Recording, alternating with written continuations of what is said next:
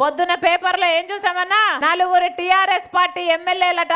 ఒక TRS party MLA farm house లో నలుగురు టిఆర్ఎస్ పార్టీ ఎమ్మెల్యేలను బీజేపీ వాళ్ళు కొనడానికి ప్రయత్నించారు అని ఈ రోజు పొద్దున్నే పేపర్లలో చూసాము కదా. ఎంత కోట్లంట? 100 కోట్లతో టిఆర్ఎస్ పార్టీ ఎమ్మెల్యేలను బీజేపీ వాళ్ళు కొనాలని చూశారు అని టిఆర్ఎస్ పార్టీ వాళ్ళు రాత్రంతా దృష్టి బొమ్మలు తగలబెట్టారట. టిఆర్ఎస్ పార్టీ అమాయకులా లేకపోతే బీజేపీ పార్టీ అమాయకులా? ఇక బీజేపీ పార్టీ వాళ్ళేమో మాది కాదు పాత్ర, ఇదంతా కేసీఆర్ గారి డ్రామా అని వాళ్ళు చెప్తున్నారు. టిఆర్ఎస్ పార్టీ వాళ్ళేమో మమ్మల్ని కొనడానికి ప్రయత్నించారు అని వాళ్ళు చెప్తున్నారు. మరి నిజానిజాలేమిటి?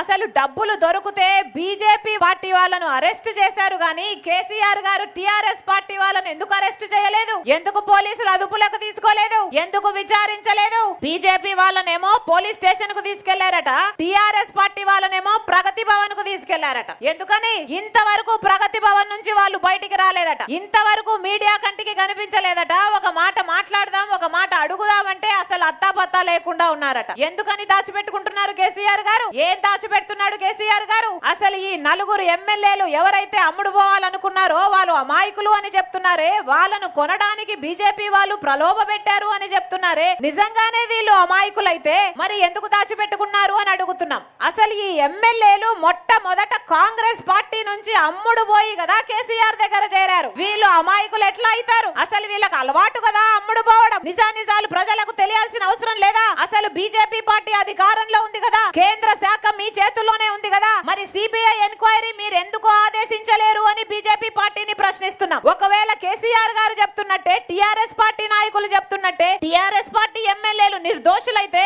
మరి మీరెందుకు సిబిఐ ఎంక్వైరీ అడగడం లేదు అని అడుగుతున్నాం. ప్రజలకు నిజాలు తెలియాల్సిన అవసరం ఉంది. తెలంగాణ ఆత్మ గౌరవాన్ని అమ్మాలనుకున్నదెవరో, కొనాలనుకున్నదెవరో ప్రజలకు తెలియాల్సిన అవసరం ఉంది. కాబట్టి వెంటనే సిబిఐ ఎంక్వైరీని వేయాలని వైఎస్ఆర్ తెలంగాణ పార్టీ బీజేపీ పార్టీని డిమాండ్ చేస్తుంది. టిఆర్ఎస్ పార్టీ స్పీకర్ ని కూడా డిమాండ్ చేస్తుంది. హాయ్ ఫ్రెండ్స్, మా టుడే టుమారో యూట్యూబ్ ఛానల్ చూస్తున్నందుకు చాలా థ్యాంక్స్. మరిన్ని లేటెస్ట్ వీడియోస్ కోసం వెంటనే సబ్స్క్రైబ్ చేయండి. అలాగే ఈ బెల్ ని కూడా రింగ్ చేసేయండి. మా నోటిఫికేషన్స్ అన్ని మీ మొబైల్లో వస్తాయి.